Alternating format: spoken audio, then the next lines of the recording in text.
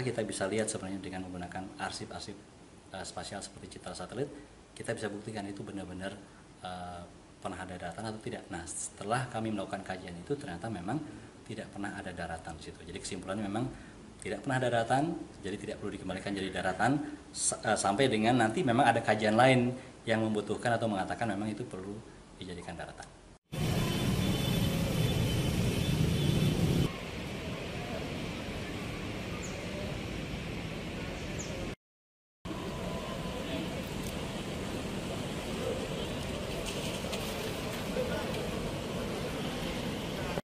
Ini katakan dia ada di sekitar, kalau di Jawa ya, berarti dia yang tadi. Tapi ingat, ini kan potensial untuk mikir begini. Jadi boleh dong, kan itu kan? Karena semua aturan itu jelas tadi. Ada yang menukil kan? Kalau gitu boleh dong ada seperti. Sorry, ini harus pakai P yang mana? Ini kan di MK kan kemudian. Jadi dengan kan di waktu itu Pak Mahfud. Dari keadilan dan segala macam, potensial akan dikuasai. Ya. Intinya kan begini yang terjadi kan? Padahal gitu kan? Kan begitu. Lalu ada sertifikat. Nah, kalau ini reklamasi, semestinya proses reklamasi dulu. Kalau memang ini nggak ada sertifikat.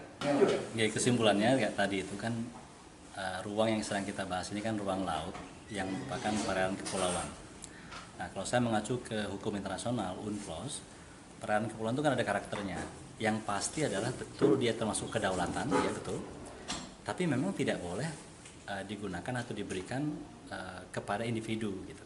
Itu udah clear juga. Sehingga dengan begitu, berdasarkan ketentuan tersebut, maka tidak boleh harusnya ada hak milik maupun hak guna bangunan di situ. Itu kesimpulannya berdasarkan ketentuan hukum internasional. Yang kedua, tadi saya bahas juga, memang pernah ada ketentuan-ketentuan yang mengatur bahwa individu, badan usaha, dan masyarakat adat itu boleh menguasai ruang laut. Kan begitu tadi saya ceritakan, itu berdasarkan Undang-Undang Nomor 27 Tahun 2007, tetapi namanya HP3 waktu itu, Hak Pengusahaan Perairan Pesisir.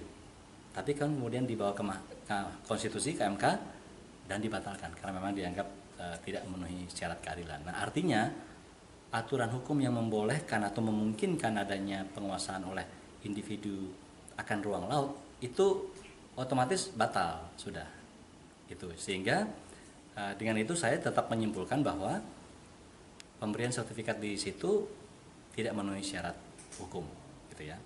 Nah, tadi saya bahas juga misalnya ada orang bilang tapi suku Bajo itu dikasih sertifikat segala macam. Nah, itu betul, tapi konteksnya berbeda dengan apa yang terjadi di Tangerang. Itu adalah orang sudah dari situ, sudah memanfaatkan, lalu negara datang melindungi mereka, maka diberikanlah sertifikat. Itu konteksnya.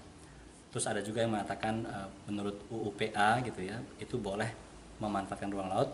Betul juga, tetapi yang sudah kita bahas tadi juga adalah tetap perlu mengacu pada peruntukannya. Kalau peruntukannya memang berbeda dengan apa yang disertifikatnya, tentu itu salah juga gitu. Jadi saya kira memang terus poin terakhir mungkin yang saya sampaikan, sejarah, hukum segala macam itu jelas harus kita pegang, dan kita harus dibantu dengan teknologi seperti yang kami sampaikan tadi, teknologi geospasial. Kalau memang ada orang mengklaim, oh dulu itu ada tanah kok, atau tanah lalu digerus lalu sekarang menjadi lautan, maka kita kembalikan, maka kita bisa lihat sebenarnya dengan menggunakan arsip-arsip spasial seperti citra satelit, kita bisa buktikan itu benar-benar pernah ada daratan atau tidak. Nah, setelah kami melakukan kajian itu ternyata memang tidak pernah ada daratan di situ. Jadi kesimpulannya memang tidak pernah ada daratan, jadi tidak perlu dikembalikan jadi daratan sampai dengan nanti memang ada kajian lain yang membutuhkan atau mengatakan memang itu perlu dijadikan daratan.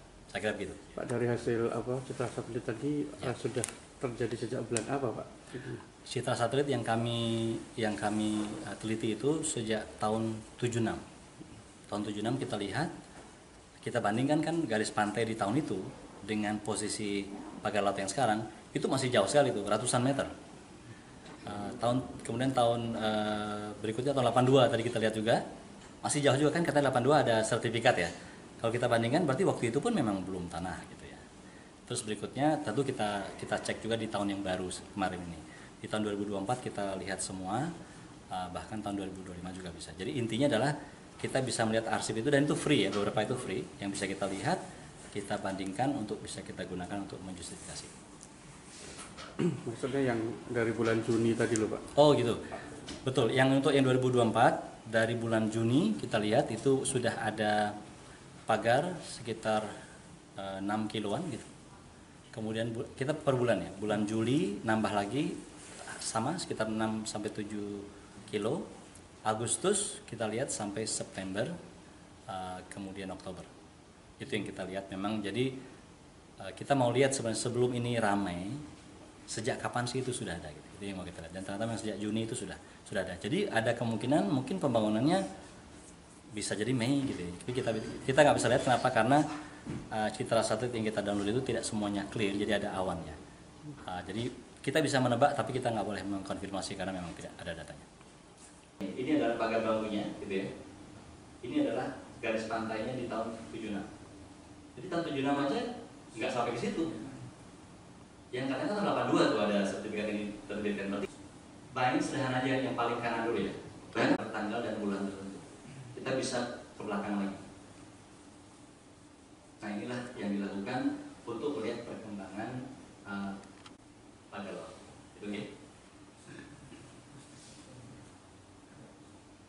Nah Oktober ini itu tadi memantau perkembangan pagar laut. Sekarang yang ketiga adalah memantau perubahan garis pantai. Untuk apa itu? Untuk membuktikan benar nggak itu kadet. Nah, yang kita lakukan berarti apa? Kita ke belakang lagi mencari arsip satelit yang tahun ini namanya Satelit gitu ya. Tentu saya waktu itu masih kurang begitu bagus. Tidak dilihatkan citra satelit yang jadi citra satelit itu merekamnya, mohon maaf ini saya mungkin agak sedikit ke depan dulu ya supaya dapat informasi teknisnya. Misalnya 5 hari, artinya setiap 5 hari dia akan merekam daerah yang sama. Itu arti temporal itu. Berarti kalau ada perubahan yang hitungannya harian panjang. Jadi kalau mohon maaf ini yang ditunjuk sebenarnya bukan garis merah oranye, tapi yang di bawah ini untuk menunjukkan saya. Lalu Agustus itu.